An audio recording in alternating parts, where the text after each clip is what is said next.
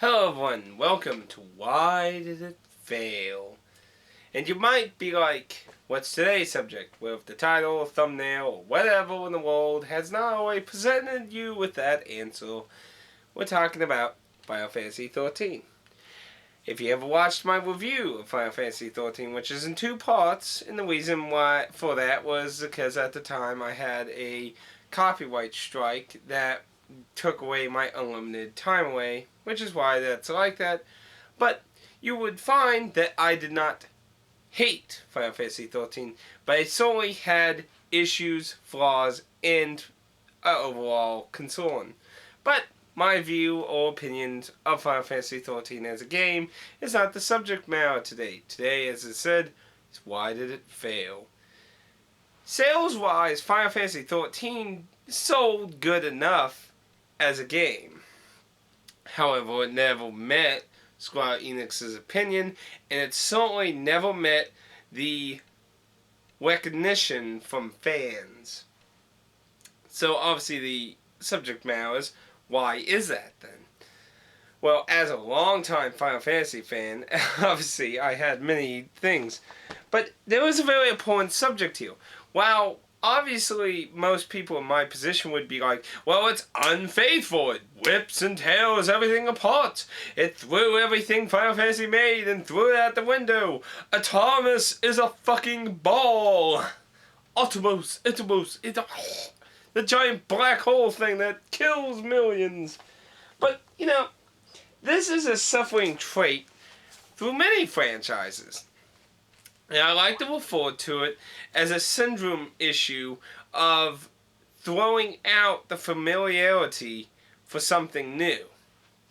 13 certainly was one of the most extreme entries in Final Fantasy's franchise, in the main number franchise, to really do this.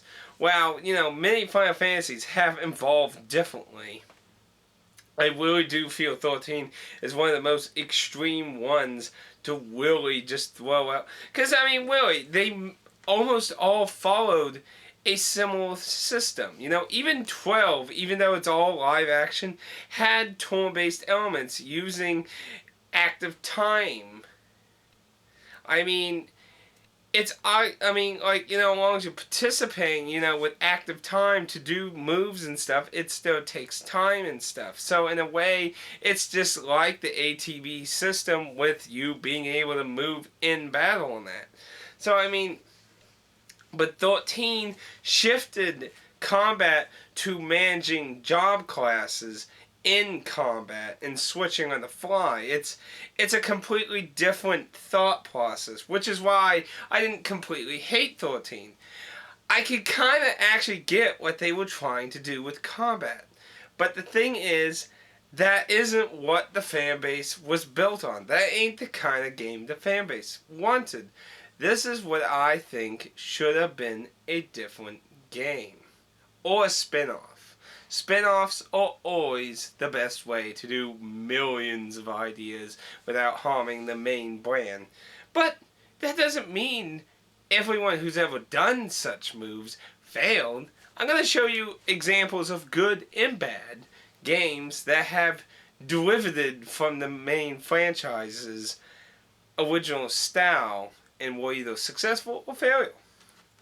Castlevania Symphony of the Night is an excellent example of how it changed. The previous Castlevania to Symphony of the Night was Wonder of Blood, which is considered one of the best Castlevania games out of the platformer series. But after that, they went to this, which starred the humbles of Metroidvania, taking elements of Metroid, RPG elements, and continuing with some platforming elements. The game really took off in a different direction. And Symphony of the Night is incredibly successful, even though it went a different direction with its franchise. Now, here's a bad one. Shadow One for the 360. Now, a lot of people might actually just consider this a spin-off, and that might be the healthier way, but I don't see a subtitle in there, and it just says Shadow One, so I don't even know what to make of it. But I can tell you, it is not faithful at all. And it was not well received. Another game that actually suffers the exact same problem of Shadow 1 is Alone in the Dark for the 360, PC, and PS3. And I think there was a version on the Nintendo Wii, wasn't there? Though I think that played like completely different. Again,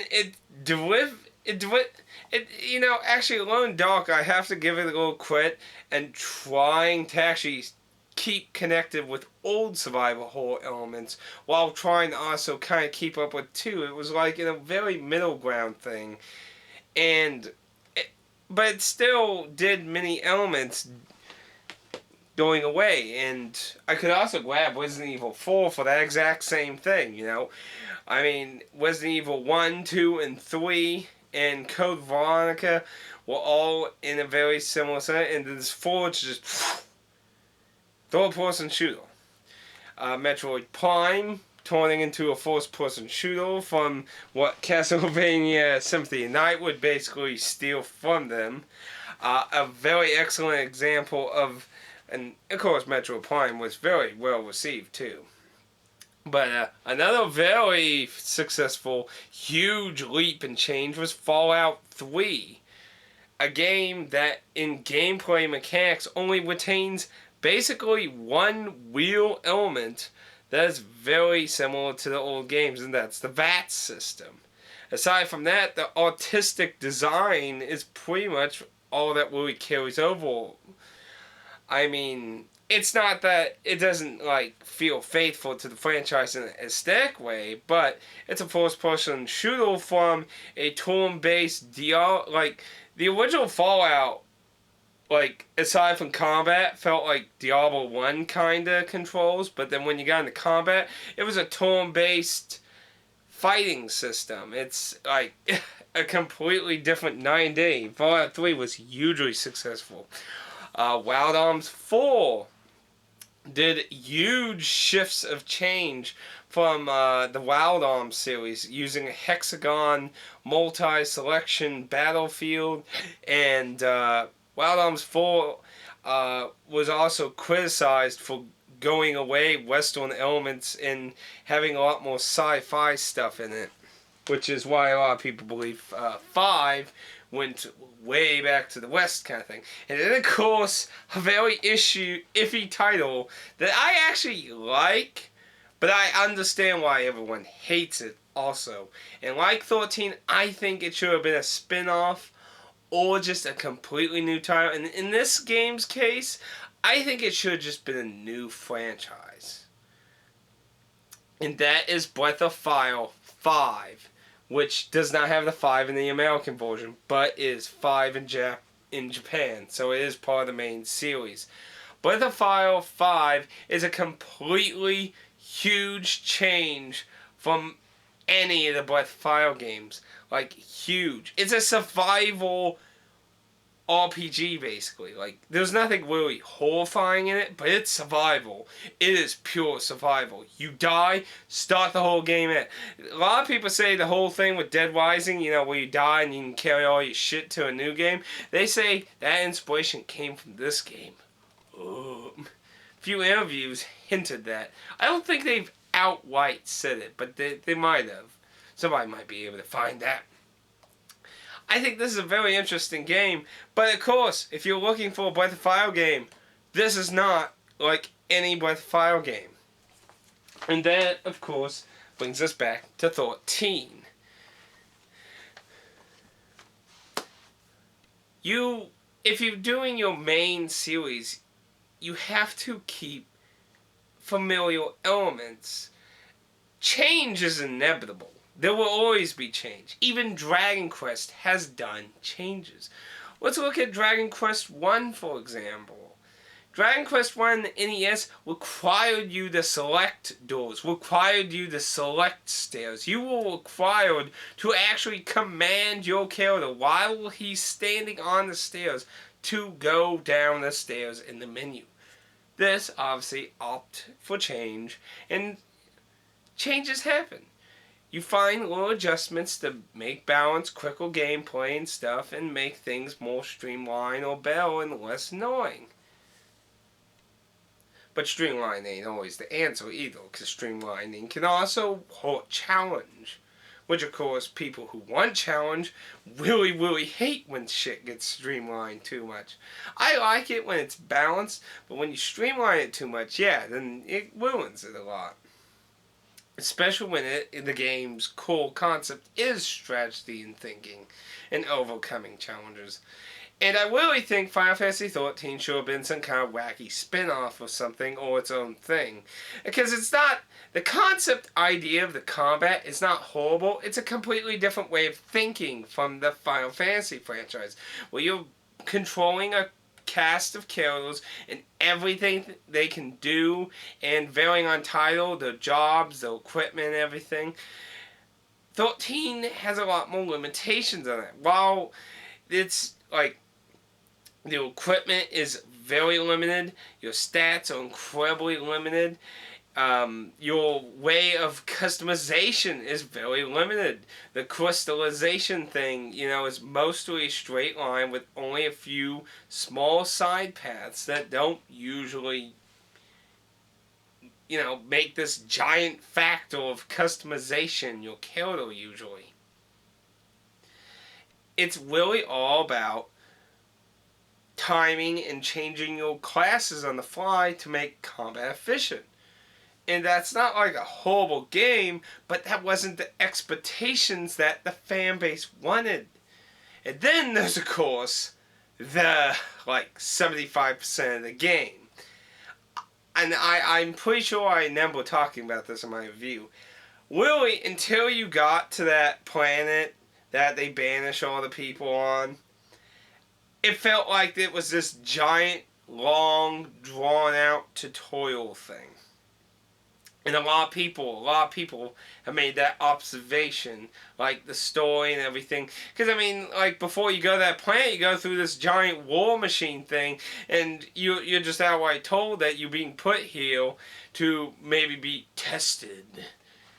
So, it feels like this whole thing, this journey is like this whole little training thing that's just fucking huge, and then you get thrown into an open world with all kinds of sub-quests and shit you can do.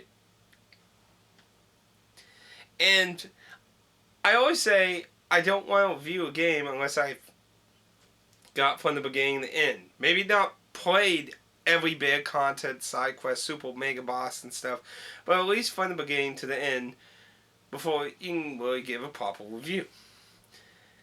But it is hard to justify a game saying, oh, when you invest 20 hours, then the game starts picking up. That is really hard. I can agree that once it got there, it got more interesting. But you have to agree it's hard to just tell people to, invest 20 hours. That's what you need to do to make the game more fun. I really feel the harm and damage that happened with Final Fantasy XIII is really just because its lack of faithfulness to the franchise. Some of the summons are in there. Most of them are really strange abominations. How do you make a giant floating ghost embodiment thing with a black hole for a mouth and stomach a giant ball? Most of those I could just pass on, but how do you make that a ball? A ball. That I've never gotten over that. Never. Characters are really a subject of opinion. Many characters get likes and dislikes in that. And I'll pass on saying the cast has anything wrong. But it's a really sci-fi setting, which isn't a super common thing in Final Fantasy. No, it's not to say sci-fi never existed, though. Final Fantasy VII and VIII are obviously very sci-fi filled. Especially 8 in a much more modern setting, world with trains and shit. While in Final Fantasy VII, Final Fantasy VII had trains, but they were kind of busted up coal trains and shit. unless Shinra was directly linked to them, they like everything out of Shinra wasn't modernized. Like Shinra's like, you know, this giant energy corporation, so they were the only thing really hugely sci-fi if it was directly linked to Shinra. But Final Fantasy VIII, like the society as a whole had monetization. I mean, they even had fucking space stations and shit in 8. But it still also had retained medieval elements. I mean, the fucking main character uses a sword. It's some gun sword thing, but yeah, it's gunplay. But you know, it retained enough familiarity to not really make it so horrifying. And Final Fantasy VIII is not one of my favorites, but there are a lot of people who generally do like Final Fantasy VIII. And even them, they had many Final Fantasy VIII people even hate 13. But 13 does have its fan base. It does have a fan base. It does. But is it big enough? Square Enix, I don't know if it does. A lot of times when they talk about 13, they certainly don't act like it does. Talk about poor sales and that, and yet here we are going to a third entry of 13. If you're not counting Zero, which I don't know the full story. Like, I think Final Fantasy Zero and the PSP is supposed to be like this huge prequel or something. I don't know. I never got to play Zero. As far as I ever last looked up, a lot of its story in that was not known in English. By now, there probably is information like that, so that might be something I want to check out, actually. I really just feel like they took so much of the established roots and threw them to the side and tried to do way too much new stuff that alienated a lot of the original fan base, which is, in my opinion, always a bad thing to usually do in your main series. Like, spin-offs, you know, that's just random spin-offs. Ooh, bless me.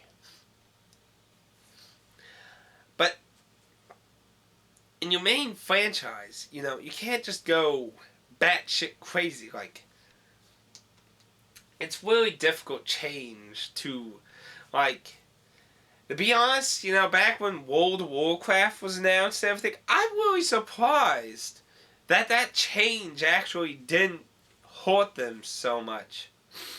Yeah, there were people back then that were like, oh, this is horrible.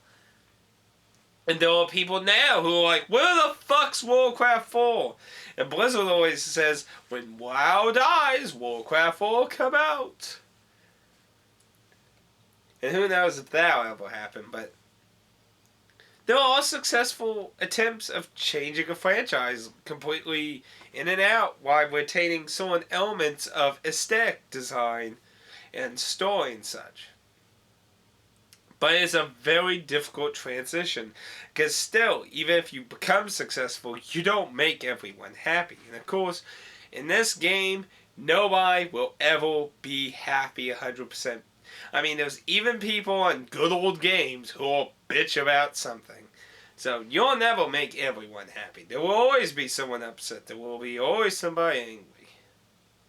And that's why I really like to retain a more positive aspect when I talk about games and review them and forced questions and that. I want to be truthful with what I think, but I don't want to be just like, oh, this game's shit crap. Okay. But,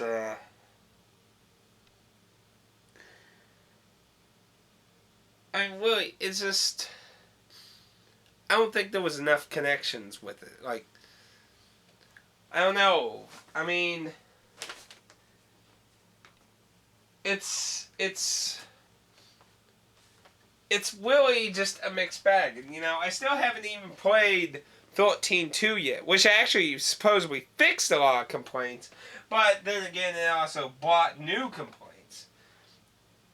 And I feel like 13.2 was really an attempt to do damage control in a way.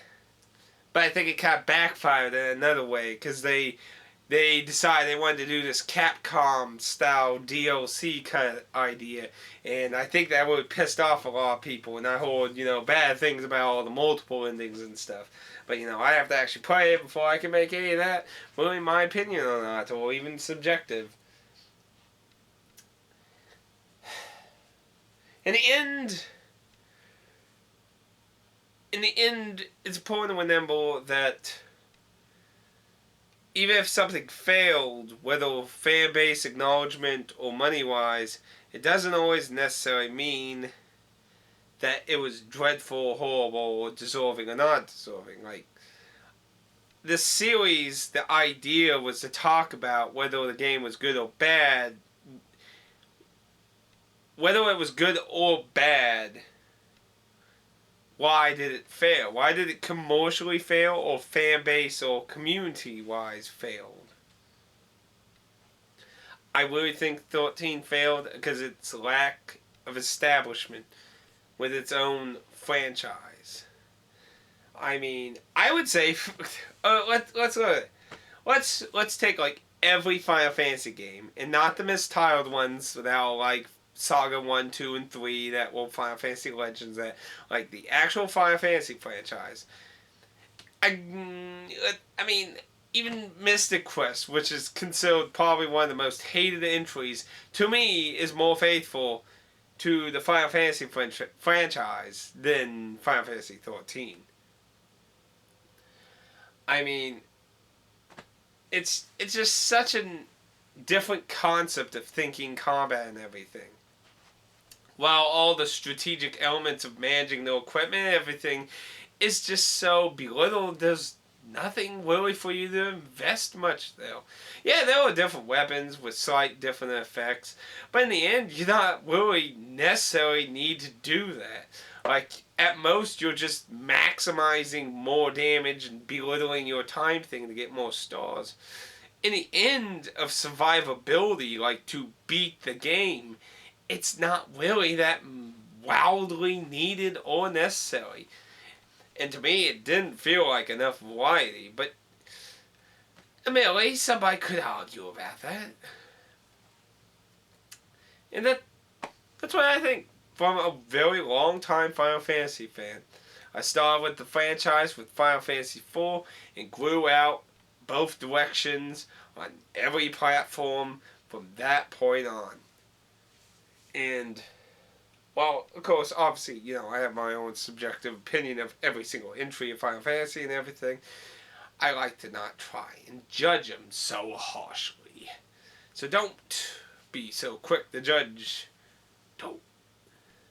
But anyway, we're all dwindling and rolling down a chasm hill of completely off-topicness by now. Yeah, I probably repeat too much shit by now. That's what I think. What do you think, though? Again, another reason for these videos. I like to hear what you think. Why do you think Final Fantasy XIII failed? Why do you think it was an issue? Leave a comment. Please. Yeah? Come on, somebody comment. Comment, damn it. Okay. Anyway, thank you for watching. I hope you found a few things interesting, and I look forward to any comments about whether why or why not you think Final Fantasy XIII failed in a commercial, community, or money way. I mean, it's subject. I've always heard the opinion with it failing money-wise. Some people say it was successful, other people say it was. Square Enix makes it sound like this weird polar opposite thing of what was going on in the community at the time, so yeah. Anyway, I'll leave it at that, and I'll see you next time. Praise the sun!